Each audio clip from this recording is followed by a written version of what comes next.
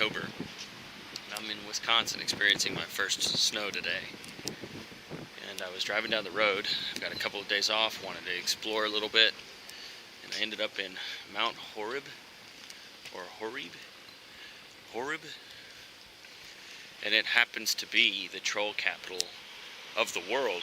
Not the country, not the state, of the world. And throughout town there's over 30 different trolls that have been hand carved.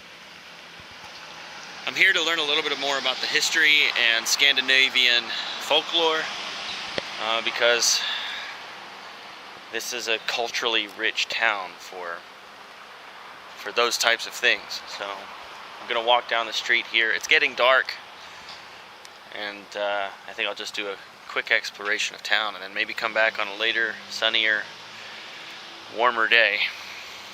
But for now, it's just kind of, I've landed in the troll capital of the world just by surprise, and let's see what it's all about.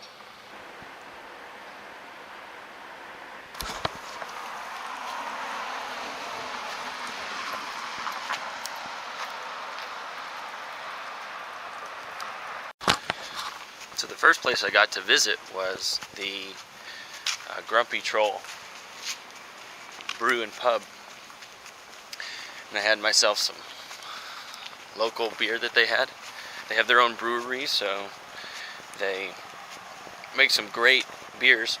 I just had one today, but I'll definitely come back for more. The beer cheese soup was particularly rich, hearty, and delicious, with a little bit of kick to it. We got another type of troll or fey spirit here.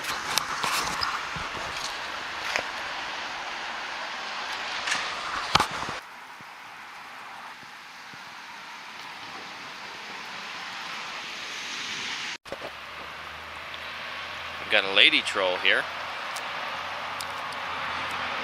Then we've got Brutus. I've noticed that these footprints kind of guide you to all the trolls in town and some of the businesses that they're outside of. They go all down the sidewalk here.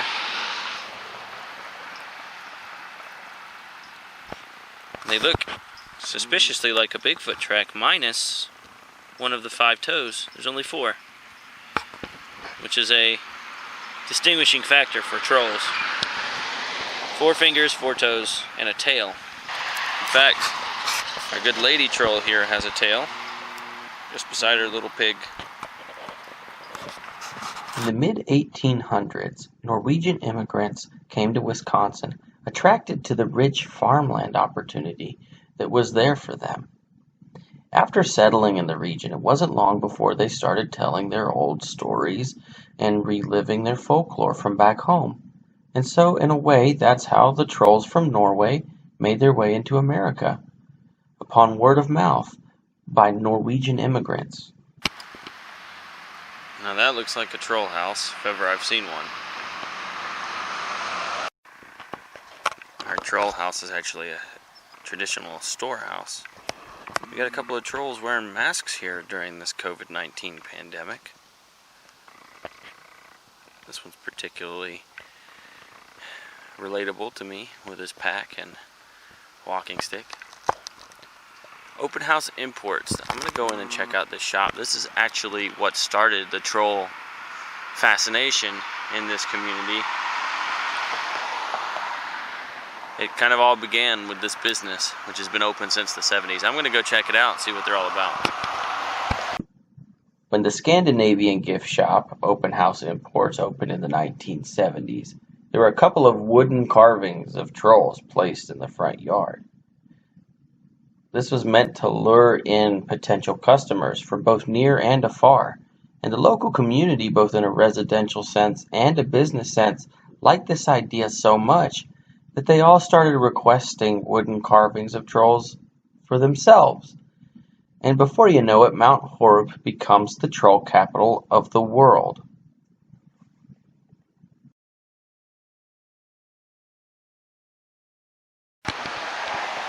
This is Wavin Walton, who is a troll that was carved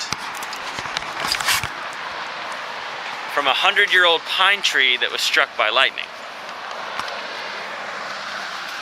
Heck of an origin story.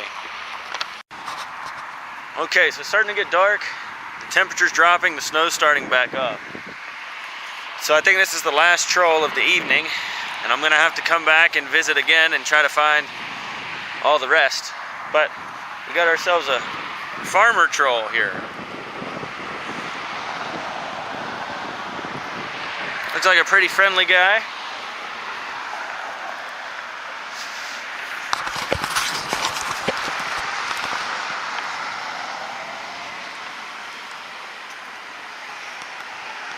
So I'm back at the car and the grumpy troll. And I wanted to find a 10th troll. And on the map it says in here, in this museum, we got 2 trolls inside. Mr. and Mrs. Troll. So that 10th troll is a twofer. So we saw 11 trolls in our first visit to Mount Horeb. Horeb. Yeah. So, good deal. There's over 30. We're just getting started. I was driving out of town and I found one more troll. He's a fancy fellow. Riding on a pretty cool tricycle.